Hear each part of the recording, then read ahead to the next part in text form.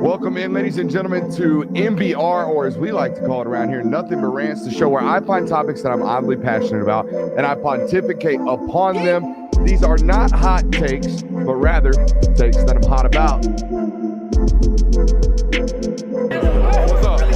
You really like that?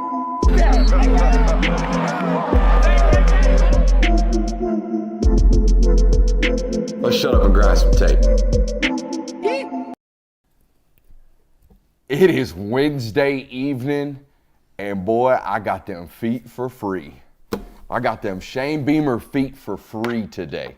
Never would I ever have thought at noon I'd be sitting in my desk learning about my boy Shane Beamer walking around his office bare-hoofed. I mean, just like a primal, like out here just with that primal mate energy, bare-hoofed in the locker room.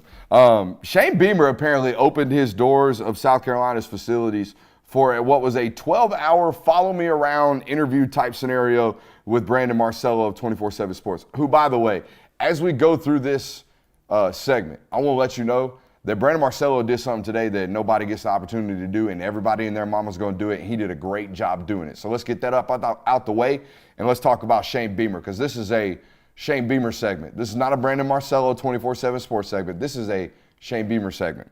Okay, but this is a first for me. This is an absolute first time that I've seen a college football coach the caliber of Shane Beamer have what was one of the most in-depth profiles written about him that I've ever really seen about a college football coach. I've seen in-depth profiles of Mike Leach walking 7 miles to his office. I've seen those. I've seen biographies written about Nick Saban, who's won 12 some odd national titles, or however many it is, 7 national titles. I've seen these things, but I have never really seen something like this. We learned a lot about Shane Beamer today. We learned that he walks around barefoot most of the time in his office when he is not in a pair of flip-flops. We learned that special teams was the #1 priority, no matter what, takes precedence over everything at South Carolina, which would make sense. It checks out. It's something that we believe to be true, and we've known to be true. They start every single day with a 20-minute special teams meeting about special teams, right? A meeting that Pete Limbo, the assistant head coach, says takes him 4 hours every single day to prepare. Spends 4 hours to prepare a 20-minute meeting every single day at South Carolina. We also learned that Shane Beamer doesn't believe in what he calls BSing anybody.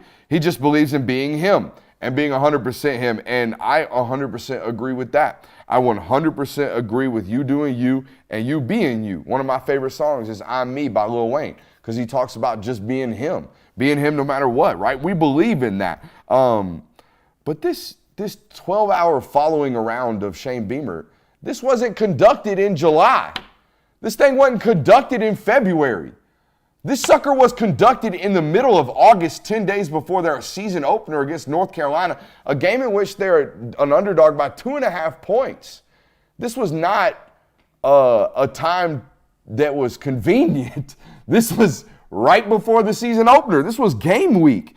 Dude, at one point in this 4,000-word love letter to Shane Beamer and his program, in quote, how can the vibes be this high, on the cover letter that they gave him today, this is one of my favorite lines from this piece. This 4,000-word, look at all this stuff going on at South Carolina piece about Shane Beamer, who we love, by the way. Go look at my records. Go look at my tweets. Check Brooks Austin BA and Shane Beamer. There's 5 tweets of me saying I want to play for the guy. We are so Shane Beamer lovers. That's what we are. We are shovers around here. We be shoving the hell out of Shane Beamer love. We love it. We're absolutely here. But this kind of irked me, man.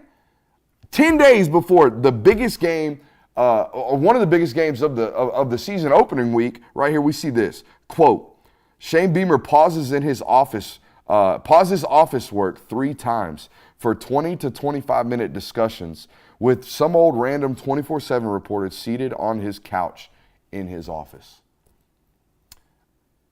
Again, the premise of this channel is not that everybody has to be Nick Saban, or that everybody has to be Kirby Smart, or that everybody has to be insert strict football coach here. But dude, the idea that you're going to take, that's an hour and a half. The idea that you're going to take an hour and a half out of your workday to sit down and talk to a reporter who's merely writing a glamour piece about you, who, by the way, guys, Find the negative hit piece about Shane Beamer out here. Find me somebody in the media who doesn't already love this dude. What was the point of this? Why? Right? We talk about this all the time. Why? Why are you doing what you're doing? I love the piece. Brandon Marcello, great job. Love the piece. Shane Beamer, why? Why 10 days before North Carolina, Drake May, the second best college quarterback in the sport, okay, before you play him, are you that prepared? Are you that prepared to take 90 minutes out of your day on top of a 12-hour interview to just do this, to just take this out of your day? I don't get it. It's weird, but it is what it is. You know what I mean? Again, the reason it's most weird to me, I don't mind pub pieces. I don't at all. I think they're necessary to some extent. But this dude doesn't need one. Is there a single person out here with Shane Beamer dislike or disdain? No, I like Shane Beamer. Everybody loves him. I love Shane Beamer. UNC fans. Everybody loves him. For a guy, and well, it's going to sound like a shot. It's hard to go 8-5 at South Carolina. It ain't like he's done what Spurrier did. He's on his way. But again, there's already good pub around that program. Like what? Why are we doing 12-hour interviews?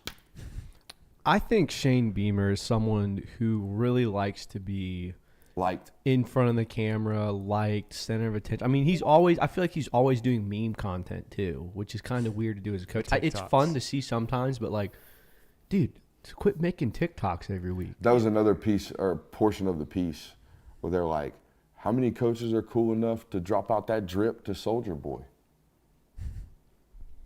And I'm like, what? Not many. What? No, I mean, that wasn't the exact diction, but that basically It was something like that. Yeah, you read it. Mm-hmm. It was basically like, I mean, who out here doing it like Shane Beamer? Yeah. Nobody. No, nobody's doing it like that. I mean, I remember them doing the trend where he like had all of his coaches in his office and they were FaceTiming all the players and they weren't saying anything to him. Like, it's stuff like that. They did an office skit. Yeah. You know, where he was out pretending he was running. You know, they did the office scene where they run past the speedometer. Mm-hmm. Yeah. And it, flickers 27 mile an hour. He's like, no, that's a new record. Like, I get it. Like, again, I'm a fan. I do like all that stuff. I like all that stuff. I like that you have personality. I like that you are who you are. I do, but like, bro, 10 days before you play Drake May. So wait. I'm just doing math here.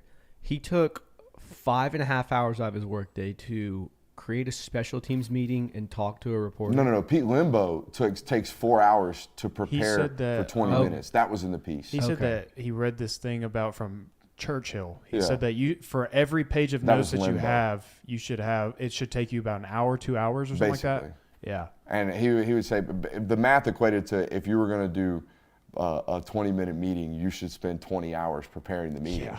And it's like, I don't know about that. That doesn't seem very efficient. No, it's not. No. Even what was said, I mean, Limbo said he spends 3 to 4 hours every day preparing a 20-minute meeting.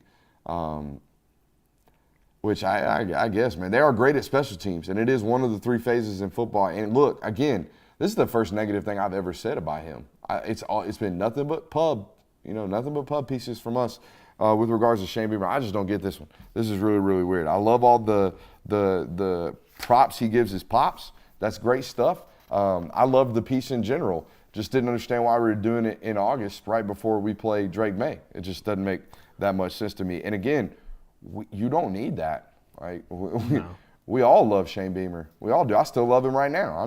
This sounds like hating. I like the guy. I think he's a great football coach. Just don't need this. We don't need this until like the second national title.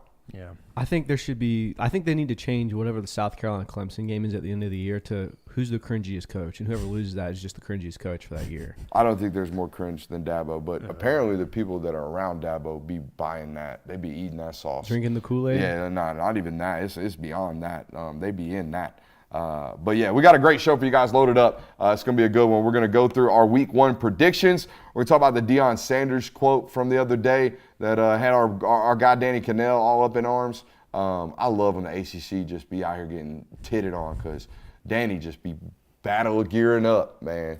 Homeboy be putting that suit of armor out there just like, ACC's great. No, it ain't. We're going to talk about that today. We're going to talk about Steve Sarkisian responding to the Big 12 commissioner as well. I think we should just go ahead and start with the Deion quote, get it out of the way because I'm ready to get these week 1 predictions underway because we got a lot of them. Show me that quote. I want to listen to this. hurricanes like myself. Yeah. And you're a Nole, my friend. No. Actually, do you know where I graduated from? Yeah. Who said that? You know everything. She didn't know that. They didn't know that. Tell them again, where did I graduate? I graduated from HBCU. So I'm a who? Well, you're still a Nole. I'm a who? I thought it's where you graduate from, isn't it? How you keep calling me that and it goes to where I graduated from? I'm a HBCU grad. And you're okay with all those? Now, we obviously got some love for the alma mater around here, okay? But I ain't out here necessarily bleeding the shorter blue, okay? I'm not. And look, I don't necessarily like harbor disdain for my alma mater, but there's certain things that they do that kind of rubs me the wrong way. And I've never tried to be the head coach at the damn school. He has. Deion Sanders tried to become the Florida State head coach. Or at least I promise you when that job is available, right? Before Mike Norvell take it, I guarantee you he picked up the phone. I would imagine he did. Or imagine he was probably pissed off when his phone didn't ring. However that happened, it sounds like there was no communication between Deion and Florida State, or at least there was a separation of parties, right? A parting of ways, if you will, between Deion Sanders and Florida State. But I don't hear this a lot from Georgia football players, but we haven't had someone this, famous. There's no other word for it. He is very famous, and he's very willing to say whatever it is he wants to at whatever time. If you're a Florida State fan or if you're a Florida State alum, are you pissed off by this? Oh, yeah, dude, that's got to suck. I mean, your most prominent alumni, like you said, one of the most famous athletes in the world, and he's not out here claiming you as his alma mater, even claiming you at all, really. Seems like he took a lot of offense to it almost as well when he was asked about it. This bridge is completely burnt. Oh, yeah, I mean, right? it was burned when they burnt his jerseys because he recruited Travis Hunter. I mean, people forget a couple years. They LeBron James did? Yeah, people forget a couple years ago there were people on Twitter taking their full-out frame Deion Sanders jerseys and throwing them in fire pits because he took Travis Hunter from. By the way, one of the dumbest things seriously. that was ever created in sports fandom, just idiotic. Oh, the yeah. idea that you're going to burn something that you paid money for. What an idiot. Well, you really got me, dog. Anyways, go ahead. But I kind of love this, honestly, because Deion Sanders, he knows what he's doing. He's going full heel. He's trying to be one of the most hated coaches in college football from the outside world because everyone's talking about Colorado now. I don't know. I watched Steve Sarkisian's press conference today. He thinks they're the most hated football team in the world. Yeah. He really does. And it sounds like he's giving that message off. And super happy. Did you watch it? I made you clip those clips. Yeah, I saw it. Super happy dude. Walked in with a smile on his face. Claimed that it was because of football season. But the Texas reporters were like, we'd be smiling too if we knew we were this good. You know, that kind of deal. So, Texas riding high on preseason vibes right now. Interesting to hear that come out of that program. But, you hear the same. It's funny to listen to all these Saban Tree guys get out and start doing their press conferences because they try to have a portion of their own personality, but they still have a portion of the Sabanisms. So, you'll hear them talk about the standard and you'll hear them talk about keeping the outside noise. And then you'll hear them rattle off, 9 or 10 players that he think are great. And it's I've never heard Saban say a player's great. He doesn't do that. You know what I mean? It's interesting to hear those guys. How crazy is it that he has to win 12 games to tie Tom Herman's win record through 3 seasons at Texas? Insane. But let's talk about – I don't think we did any analysis. So wrap a bow on the Deion Sanders thing. Just pissed? Just mad? Yeah. And bridge burnt forever, never to be repaired? It sounds like it. Yeah. That's the vibe I get from it. All right. He's definitely disgruntled, and I think he's also taking it as an opportunity to just say shit to piss people off. Quick bow on the segment there. TCU, Colorado this week. Who you got? I think TCU's a 22.5-point favorite. Really? It's steep. Why? I That's a don't know. lot of roster. It's a lot of Colorado roster sucks. turnover. Yeah, that's why. For both of them, but Colorado's roster is abysmal. Yeah, I think I'd probably lean TCU, but sheesh. Yeah, that's a lot of those 2 programs going through a lot right now. I would lean TCU, but I wouldn't be swallowing them points. Yeah. TCU's natty season starts. 22 points. Don't you watch? 22 points is a lot, though. But, hey, there's a term I listen to Levitard all the time. They have loud wrong day, where they basically just make fun of Dan for being wrong all the time throughout the year. There's not a bigger case for loud wrong in college football if Colorado is bad. There is not a football coach that's ever talked this much and been this loud during the offseason and had this many people talk about him by nature, by design, and then just lay an egg. If they're a 3-9 football team, like that's not acceptable, even though they were 0-12 last year, right? I mean, I feel like there's 2 opportunities for coaches to do that this year. What if Michigan goes 9-3 or 10-2? It's impossible. They could lose to Penn State. Okay, they that's could, they one. could, they could They lose to could Penn lose State and to Ohio State. 10-2 is a failure at Michigan right now. So I don't know, man. But that ain't as bad as 3-9. no, it's No, not. gosh. They have to have 5 or 6 wins to be anything remotely successful, right? Bowl eligible Yeah. probably is what you would have to tab them at. All right, let's knock the Sark thing out of the way too. We just talked about my man's. We watched the interview today. For those of you who don't know, I don't think we have the clip today, but We got it. We have the Big 12 commissioner.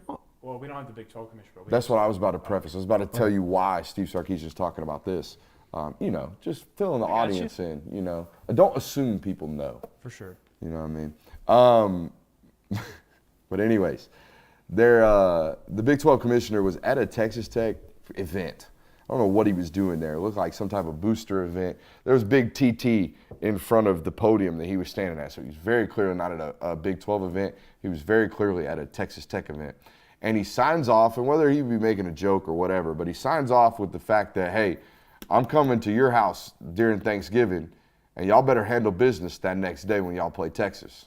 Y'all better beat Texas, okay? And this is the Big 12 commissioner saying this about what is still a member school of his, but you can understand why, right? Texas going to the SEC, not necessarily a great look, and there's not necessarily great vibes around that because Texas and Oklahoma could have potentially left the Big 12 out to dry like Oregon and Washington just did with the Pac-12. Let's play the clip of Steve Sarkisian's response when asked today about those comments from the Big 12 commish. You're trying to get me in trouble, Roger. But I jokingly aside, but not. I got a letter from the commissioner about sportsmanship the day before that speech, and so I'm trying to figure out, about what are we promoting to our student athletes, and then to go say those types of things. So I'm not guessing he's going to have his Thanksgiving dinner with us the night before that game. But the reality of it is, a lot's been made about that. A lot's been made about a T-shirt being made. Let's not make this more than it is, man. This is about us. We're focused on what we get to do and why we get to do it. We're proud to be part of the University of Texas. All right, so this is what I was talking about with this blend of Sabanisms mixed with Sark being Sark. Sark had a little joke prepared. You saw him, he ain't coming to our house on Thanksgiving Eve, I just got this letter from the Big 12 commissioner the other day talking about fairness and sportsmanship and what kind of message are we saying, right? He had this sarcastic joke, and then at the end it was like, nah, in all seriousness, this ain't about that. This is about handling our business. We know where we're going. It's about a we thing, not a them thing. Keep the outside noise the outside. But he took it, right? He took note of what the Big 12 commissioner said. But what do you expect the Big 12 commissioner to say, man? Yeah, like he's supposed to have he's supposed to feel some type of way about your football program, or at least your administration. You know what I mean? Yeah, like your most prominent school is basically ditching you, saying goodbye. I'm going to the bigger brand, and I mean, yeah, you're gonna have some type of feeling about that, and it's probably not gonna be good feelings. So it wasn't as dirty as the way USC did it. I heard today that USC's board turned down the ESPN deal. They were the main reason that the Pac-12 network or the Pac-12 turned down the ESPN deal. They said it wasn't enough in 2021. ESPN came to them with $35 million, $30 million a school, and USC was like, no, y'all need to say no to that. We won't sign that. And then the whole time, 6 months later, they signed with the Big Ten and they immediately evacuate.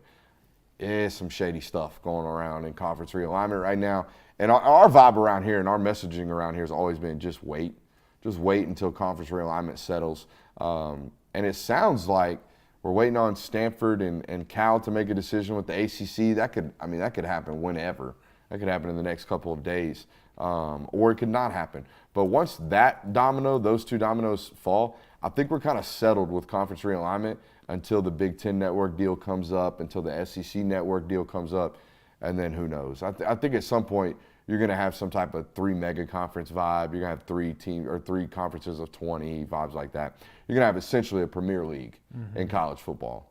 And for those of you who don't follow football, the Premier League's a standard soccer league. It's the best of the best in soccer, and they have delegation or relegation, things like that. But I think that's ultimately what it looks like. Any further thoughts, comments, concerns about the Sark stuff? I think it's pretty Yeah, I mean, it's just Sark responding to an appropriate comment from the Big 12 commissioner of kind of, oh, you're leaving, screw you. So I think it was an appropriate response both ways. Not near as petty as what we've been seeing going on with Michigan and the NCAA. Oh, yeah. Not near as bad as that right there. All right, let's get into these predictions, man. Some great football games coming up this week.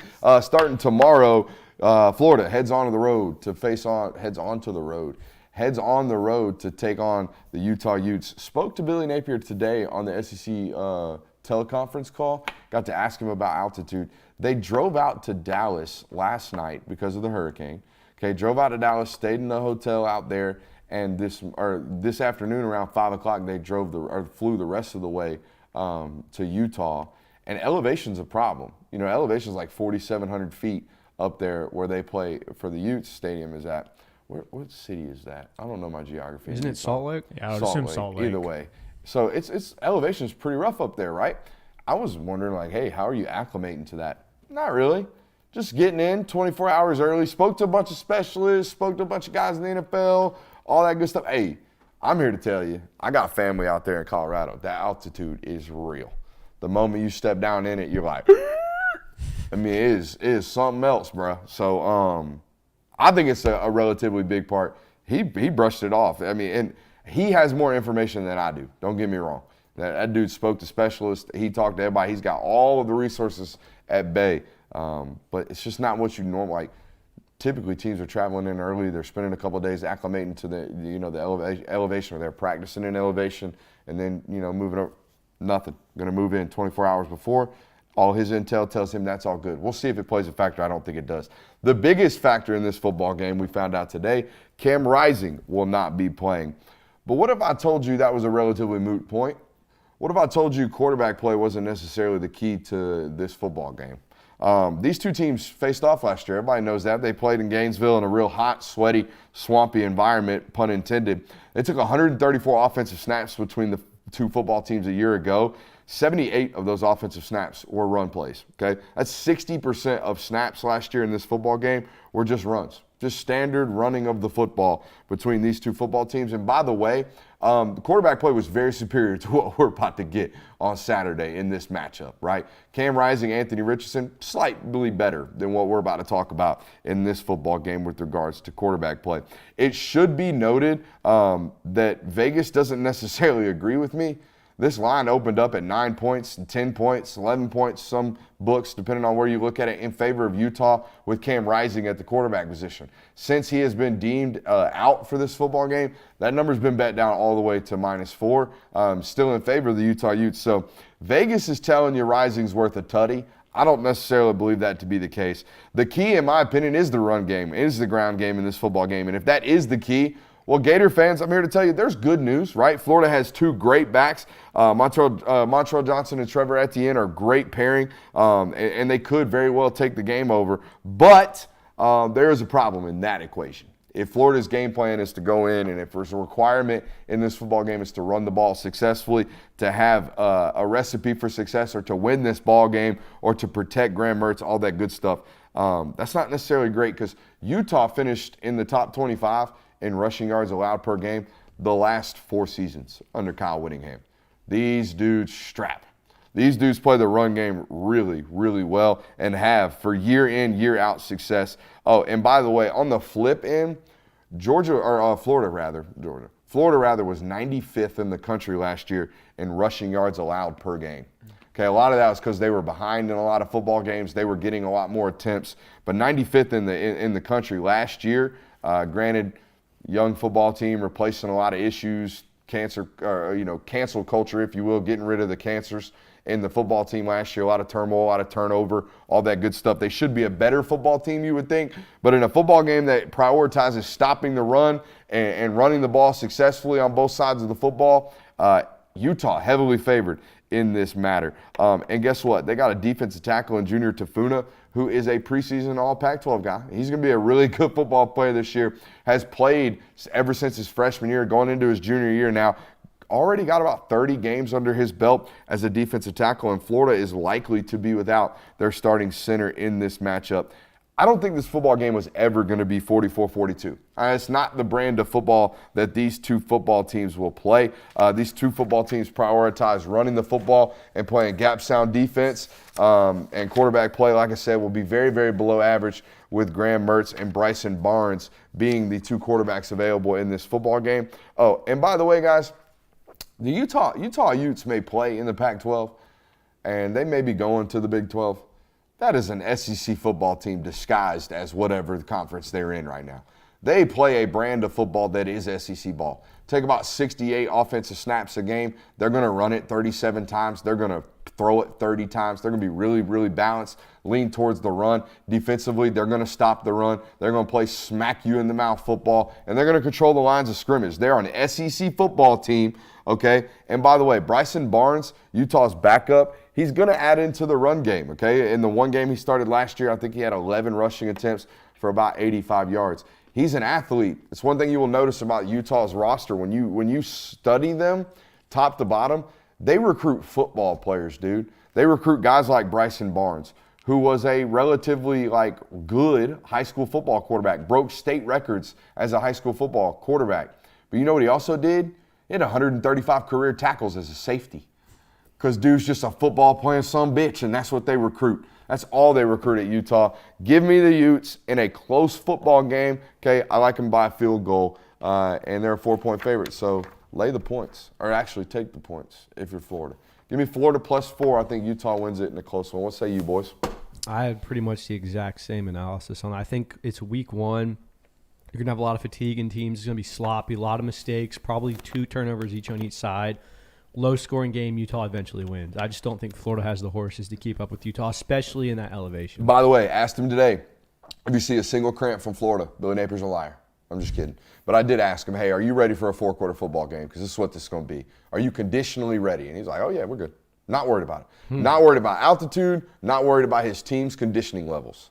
Most coaches, again, this is the Sabanisms mixed with their actual true personalities. He's very Saban in the media availability. He is, monotone. He don't act like he wants to be there.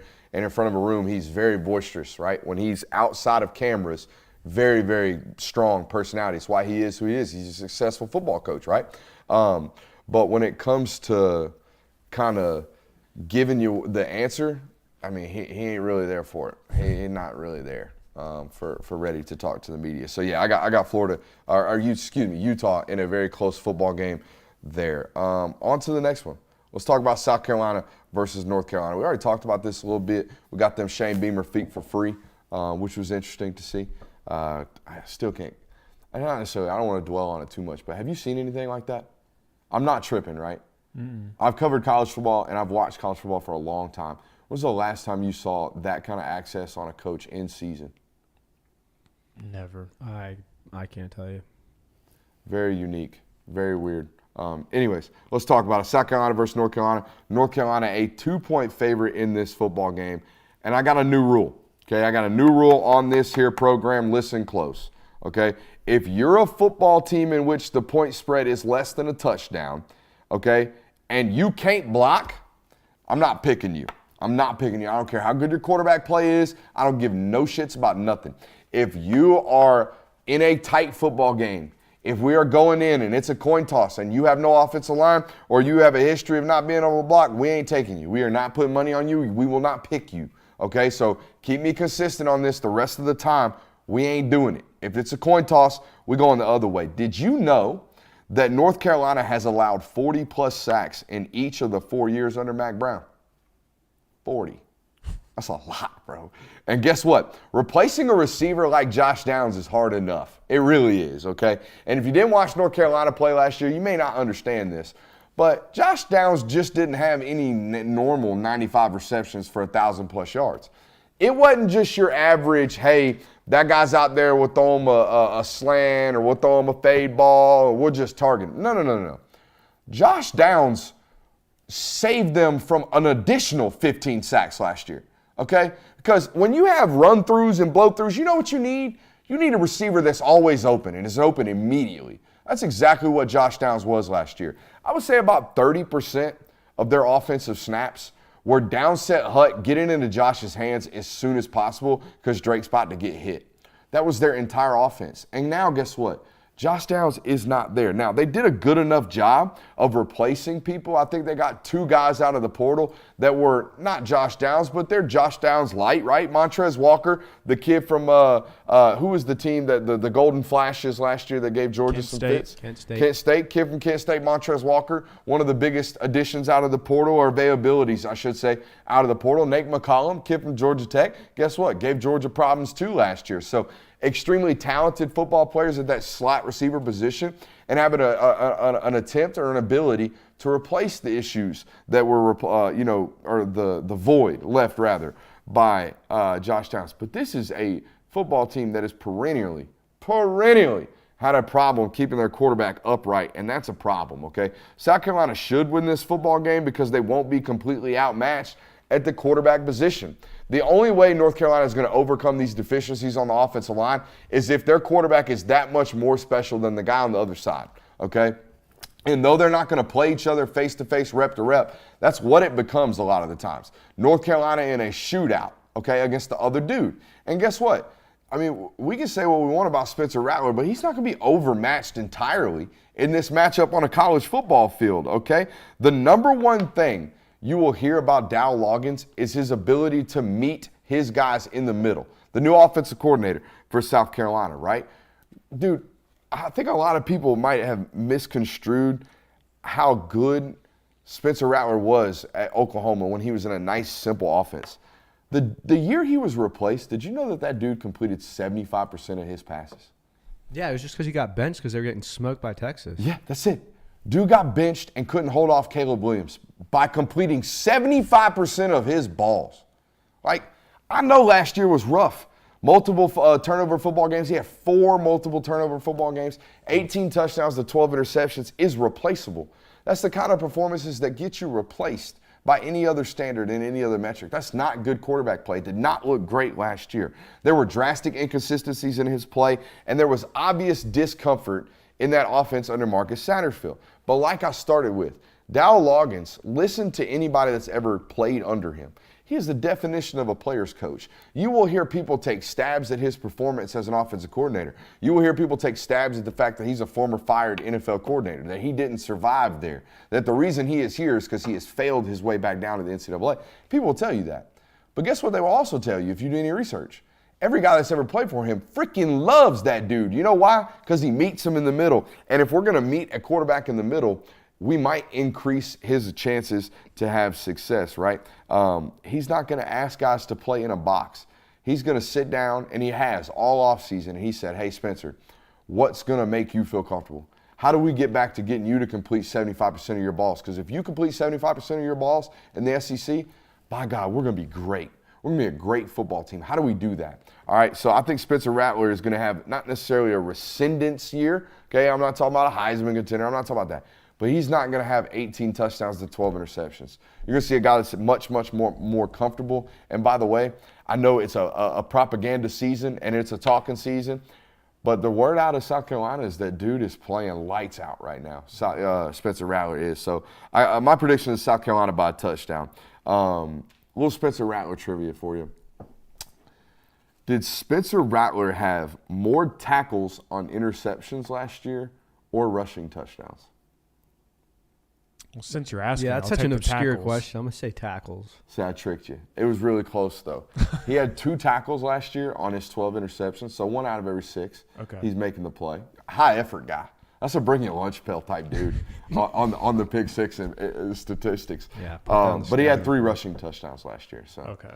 not necessarily a dynamic weapon, which I think was the main reason he got pulled at Oklahoma. It was that Caleb Williams is great. They're down, a lot of points to Texas. They need a home run. All that stuff. Yeah, but it was the fact that Oklahoma's run game was so staggered because they didn't have an addition at the quarterback position from a run count situation that he had to get replaced. But yeah, I got South Carolina by a touchdown in that football game, despite the fact that we found out that our boy Shane Beamer be walking out with the toes out, feet for free. Yeah, I think this is going to be a shootout. I think there's going to be a lot of points put up in this game just because you got two dudes at quarterback, two dudes that really like to take the deep shot, make the big plays. But I think South Carolina takes the dub. Just talking dudes and deep shots. What you got? When it comes down to when you get into shootouts, it kind of depends on who do you believe in more at quarterback. And I just think Drake May is a better quarterback than Spencer Rattler. The sample size for him is too small. Everyone talks about the last 3 games of the season where he looked really good. And, yeah, he did. But like you said, 18 touchdowns, 12 interceptions. I think that's a lot more of what he's like.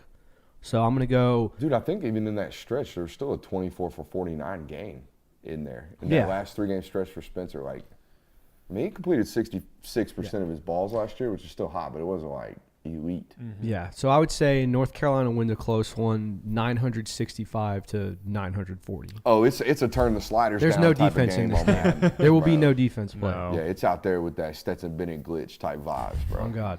Oh, God. So, yeah, I got South Carolina, you got South Carolina, and you got North Carolina? Mm-hmm. Interesting. We'll have to somebody needs to keep a tally for us on these kind of things so we can have some bragging rights around here. Let's talk about Clemson at Duke. Another good football game. And styles make fights in football. I don't know if y'all know this, but how you play sometimes and how each opponent plays sometimes will impact what the ultimate game looks like. And Duke, man, Duke is a balanced, well-disciplined football team. Like, Duke is almost like an academy in this sense where they just don't make stupid plays. They limit explosives defensively.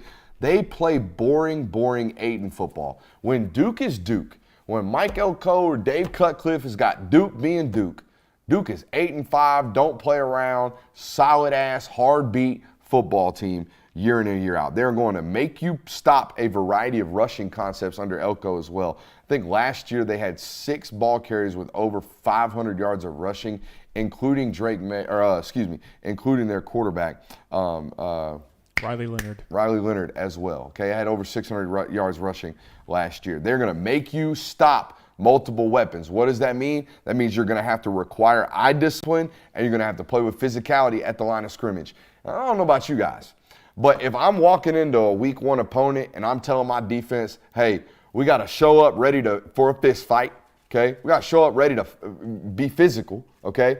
And we got to show up ready to have our eyes in the right spot.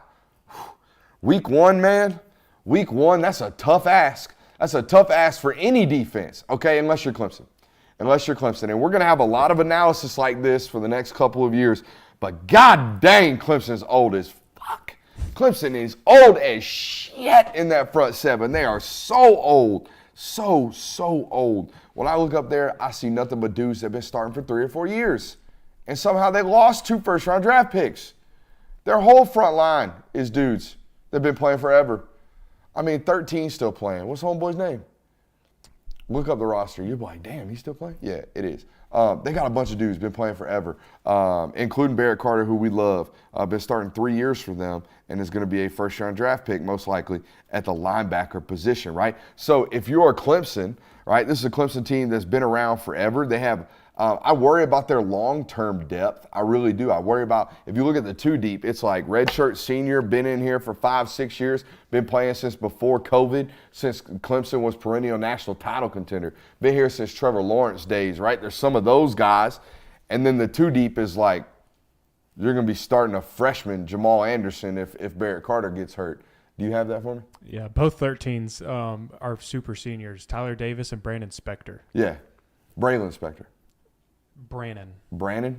There's multiple Spectors. Them Spector boys, they be out here. But yeah, no, they got some old ass dudes. Defensive end, Marshall, been playing college football forever. So they got some really old, experienced football players. And what that means is, when I have to require eye discipline and when I have to require physicality, well, man, when I got 40 games under my belt, that's a Tuesday, brother. We just going out playing. You know what I mean? So I think Clemson's solid from that point of view, from a defensive standpoint. As for Clemson's offense, this is not your average walk in the park, all right? They will be one of the few opponents that is well equipped to stop Clemson from a rushing game standpoint. Phil Maffa, Will Shipley are going to put up points and stress defenses this year. They're going to make it relatively easy on Cade Klubnik, except for Duke. Duke is a football team that, again, will be gap sound. They don't allow explosives. That's just not what they do. And they will make Cade Klubnik win this football game. That's what they will do, or at least they will try to do. The 12.5 points is a little rich for my blood. Clemson wins. Actually, it's not rich for my blood. I think Clemson is a 14-point football game. I think Clemson's up in this game 7 points late with the ball in their hand. They score a late touchdown to cover that 12.5 points. I think Clemson's the easy, safe bet here. What say you guys? Yeah, it's basically like you have my note sheet. I think that it is a close game. I think it is going to be a battle kind of down.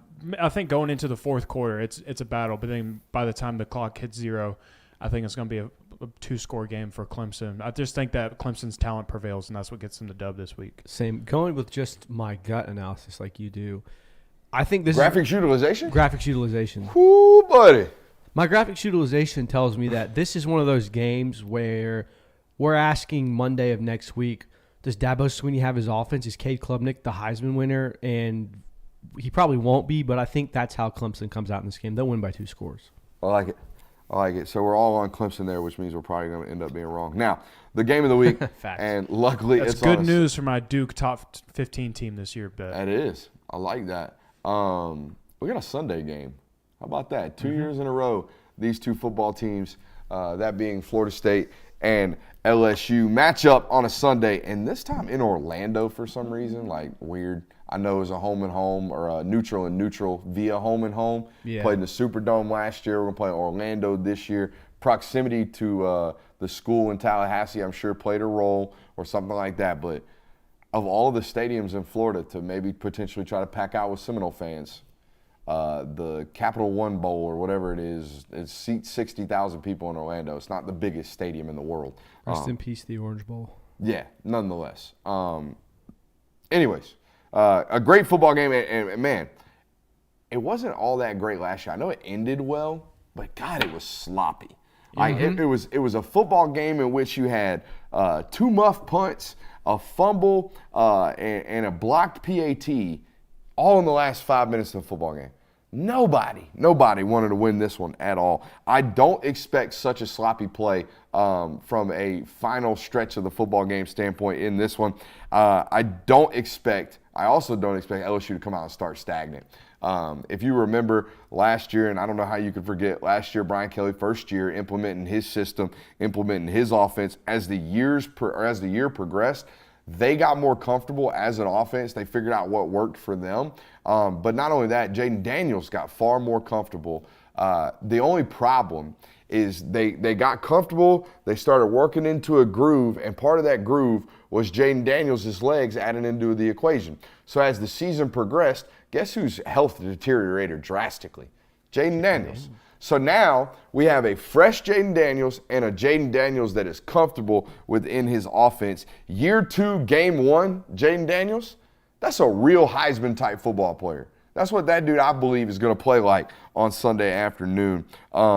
This is day 1 out-the-box toy syndrome for me and Brian Kelly. Like, this is day 1. I got a quarterback that's clean, ain't a single blemish on his body. Let's go run that Ferrari ragged. Let's go see how fast we can just redline this sumbitch for 4 quarters in terms of this offense. You don't necessarily have to do that, but why not do that at the start of this season for LSU when you're this schedule, we've talked about it over and over again, week after week. You got to be ready to play this year to start this football game. But here's my thing about LSU, and I'm going to end up picking them, and I have picked them. But my thing about LSU is they are very much so LA Chargers. And what I mean by that is, whether it's to no fault of their own, and sometimes it is, sometimes they get themselves in trouble. But LSU's always down 3 starters. LSU's always down 4 guys. LSU's always hurt. LSU's always in trouble. LSU's always having the NCAA fuck around with them. And again, it's not always their fault. It's really not. So they're good people. They like to party. They eat great food. They're great people out in Baton Rouge. But I always look up and it's like, Mason Smith's not going to play, and one of your many starting running backs. Luckily, you're deep. John Emery ruled out today. Will it make that much of a difference? I don't know. But LSU, always a banged up, kind of hurt football team, mixing in a new defensive backcourt entirely, basically transferred in all those guys. And on the flip side, right, from LSU's or from FSU's perspective, Jared Verse is a really good football player. I think he's going to have a great year. But I think these two offensive tackles from LSU are bona fide. I think Emory Jones and Will Campbell in their second year of college football after having taken their licks all year last year, I think those are two dudes that are ready for whatever challenge presents itself via Jared Verse. Okay, so I don't know necessarily if they're going to take that game over from a front seven perspective from Florida State. We predicted them in our college football playoff predictions to handle the ACC from a front seven perspective. Don't know if you're going to be able to manhandle this LSU unit. I like LSU in a squeezer, field goal late. Lay the 2 points here. If you can tease it down to 0, do that. So, yeah, I like LSU as the 2.5 point favorite, but I do think this is a 1-point, 2-point football game. If you can tease this thing down to 0, do it, because these are two really highly, competitive football teams. They're very, very close.